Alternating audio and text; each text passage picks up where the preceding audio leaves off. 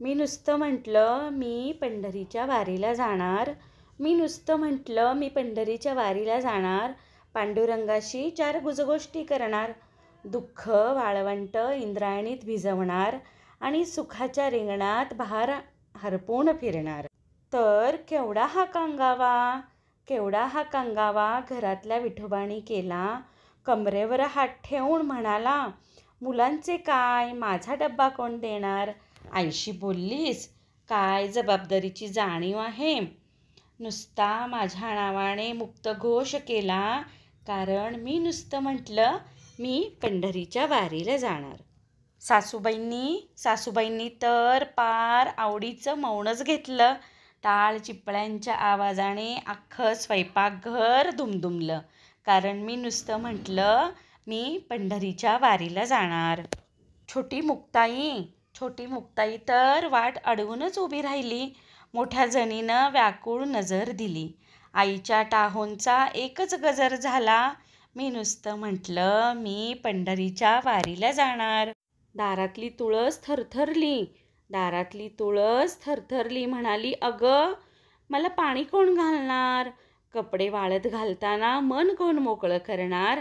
रांगोळी घालताना नवीन गणित कोण मांडणार? हो, रांगोळीनंही ऐकलं होतं. मी नुसतं म्हटलं मी पंढरीच्या वारीला जाणार.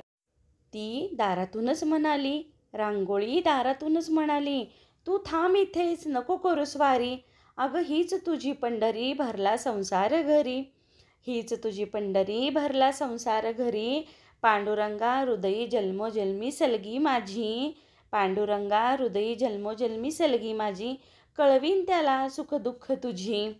अगं विठुराया उभ्या जगाची माऊली, अगं विठुराया उभ्या जगाची माऊली, तुझ्या रूपाने त्याची वावरते सावली. तुझ्या रूपानं त्याची वावरते सावली. तू नुसतं आज म्हणालीस पंढरीच्या वारीला जाणार. अगं तू नुसतं आज म्हणालीस पंढरीच्या वारीला जाणार, पण माऊलीविना हा गाभारा मात्र रिकामा होणार. नको जाऊस हीच तुझी पंढरी, नको जाऊच हीच तुझी पंढरी, भरला संसार घरी. नमस्कार मंडळी, सर्वांना श्री स्वामी समर्थ. कविता कोणाची आहे माहिती नाही, पण अतिशय मनाला भावली म्हणून तुमच्यासाठी मी घेऊन आलेली आहे. कविता आणण्याचं कारणही तसंच होतं, कारण आपल्या धाराशिवमध्ये शेगावचे श्री गजानन महाराज यांची पालखी आलेली आणि त्या पालखीचं काही छोटे छोटे क्लिप्स मला जितक्या घेता आल्या त्या मी घेऊन आलेली आहे. आणि अतिशय उत्साहामध्ये भाविकांनी स्वागत केलेलं आहे गजानन महाराजांच्या पालखीचं. गजानन महाराजांचं एक दिवस पालखी मुक्कामाला असते धाराशिवमध्ये आणि आमच्या घरासमोरून ही पालखी जाते.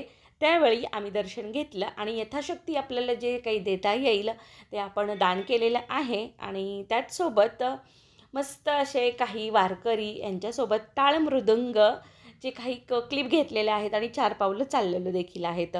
तर अशी ही पालखीची क्षणचित्र आहेत. तर पालखी आल्यानंतर आपण नैवेद्याला काय केलं चला पाहूयात.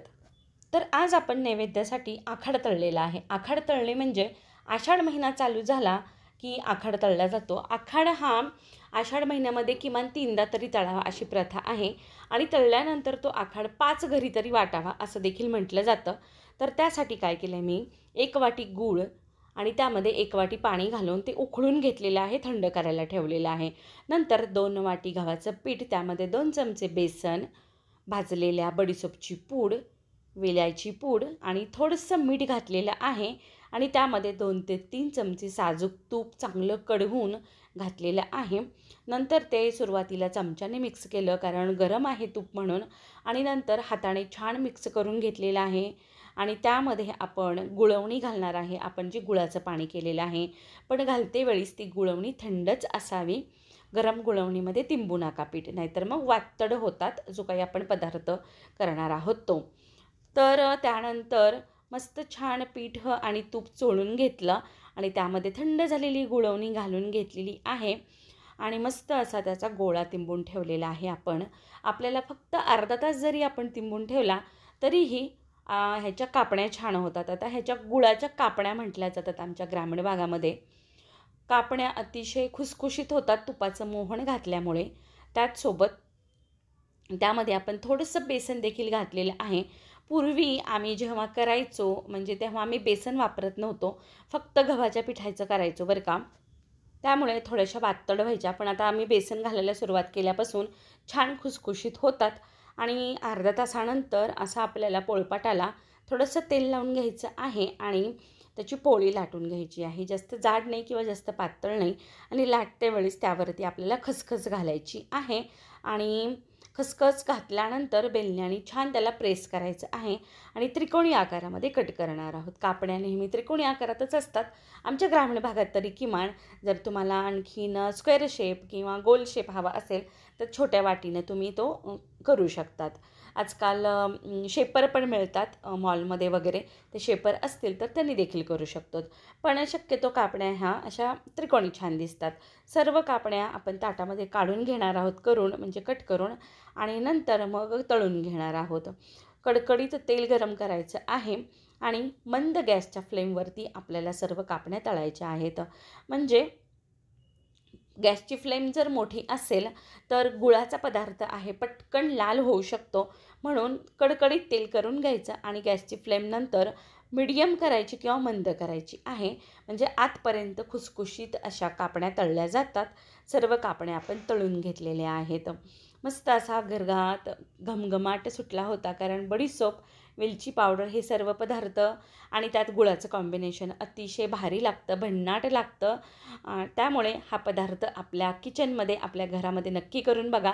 जरी तुम्ही आत्तापर्यंत केला नसेल तरीही आषाढ महिन्यामध्ये हा पदार्थ अवश्य करा आणि हो केल्यानंतर मला कमेंट करायला विसरू नका. तर सर्व कापण्या तळून घेतल्यानंतर तुम्ही पाहता, थंड झाल्यानंतर मी तुम्हाला एक प्रेस करून दाखवते. अगदी खुसखुशीत झालेल्या आहेत सर्व कापण्या आणि कलर देखील एकसारखा आलेला आहे. आणि ह्या कापण्या की नाही आजच्यापेक्षा उद्या छान लागतात, कारण त्यामध्ये सगळे पदार्थांचं चव मुरलेली असते. आता पाहूया आपण पुढचा पदार्थ.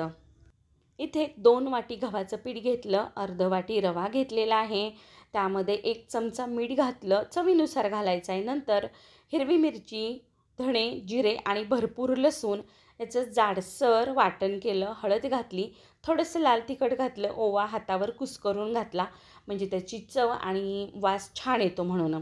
नंतर पाणी घालून मस्त सगळं घट्ट तिंबून घेतलं. मी कोथिंबीर सांगायची विसरलेली आहे, तर कोथिंबीर आणि पांढरे तीळ देखील घातलेले आहेत. सर्व छान मिक्स करायचं आणि नंतर थोडं थोडं पाणी घालून आपल्याला घट्ट तिंबून घ्यायचं आहे. आपण तिखट पुऱ्या करत आहोत ह्या मिश्रणाच्या. आता तुम्हाला जर ह्यामध्ये ज्वारीचं पीठ हवं असेल तर देखील घालू शकता, ते पण छान लागतात. आम्ही पूर्वी करायचो बरं का ज्वारीच्या पिठाच्याच, पण आता थोडंसं वेगळं काहीतरी करूया म्हणून हा प्रकार आम्ही ट्राय केला. तर अर्धा ते पाऊण तास थोडंसं भिजू दिलं, कारण त्यामध्ये रवा आहे म्हणून. आणि नंतर छान मर्दून घेतलं, म्हणजे मळून घेतलं आणि त्याचे छोटे छोटे गोळे करून त्याच्या पुऱ्या लाटून घेतल्या. लाटताना आपण अजिबात पिठी लावलेली नाही.